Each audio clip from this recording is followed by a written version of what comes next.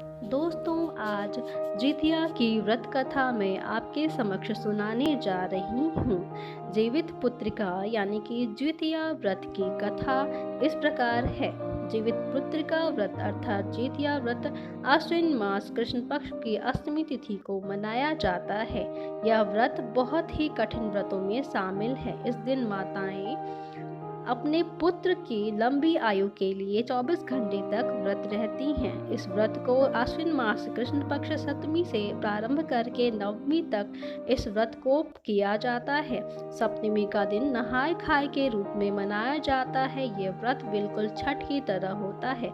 इस दिन महिलाएं सुबह उठकर गंगा स्नान करती हैं। अगर उनके पास गंगा नहीं है तो वे अपने नहाने के जल में गंगा जल की कुछ बूंदें डालकर स्नान करके संकल्प ले सकती हैं। इस दिन केवल एक ही बार भोजन किया जाता है।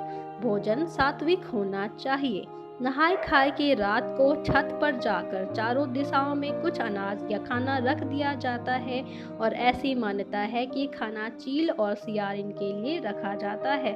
व्रत के दूसरे दिन खुरजितिया कहा जाता है और उसी के साथ आखिरी दिन यानी कि तीसरे दिन व्रत किया पारण किया जाता है। जितिया के पारण के नियम भी अलग अलग जगहों पर अलग अलग हैं।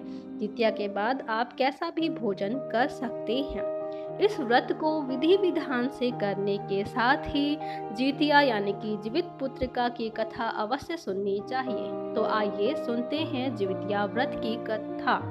दोस्तों, महाभारत के बारे में आप सभी ने सुना या फिर कई बार इसे टीवी पर भी जरूर देखा होगा। जितिया की कथा उसी महाभारत काल में संपन्न हुई थी। महाभारत के युद्ध में जब अश्वत्थामा नामक हाथी मारा गया, तब युधिष्ठिर ने चारों तरफ ये खबर फैला दी कि अश्वत्थामा मारा गया।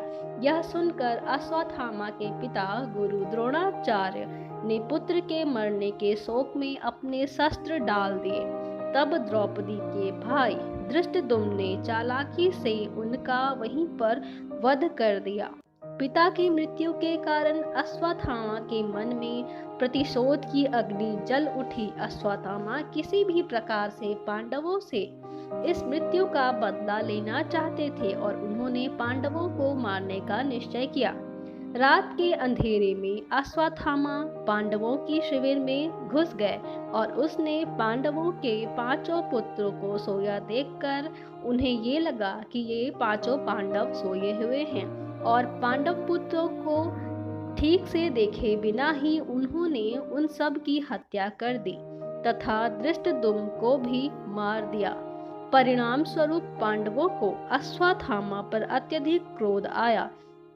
तब भगवान श्री कृष्ण ने अश्वत्थामा के माथे पर लगी हुई दिव्य मणि को उनसे छीन लिया तथा युगों युगों तक अश्वत्थामा को भटकते रहने का श्राप भगवान कृष्ण ने दे दिया। अश्वत्थामा जो कि पांडवों के समूल वंश को नाश करना चाहता था, वे पांडवों से बैर रखने लगा।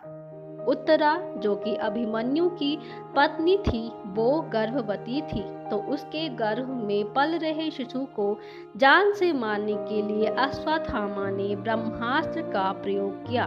भगवान श्री कृष्ण इस बात से भली भांति परिचित थे कि ब्रह्मास्त्र को रोक पाना असंभव है। इसलिए भगवान श्री कृष्ण ने अपने संपूर्ण पुण्य फल को एकत्रित करके उत्तरा के गर्भ में पल रहे शिशु को दे दिया, जिसके फलस्वरूप उत्तरा के गर्भ में ब्रह्मास्त्र के प्रभाव से मरा हुआ शिशु फिर से जीवित हो उठा।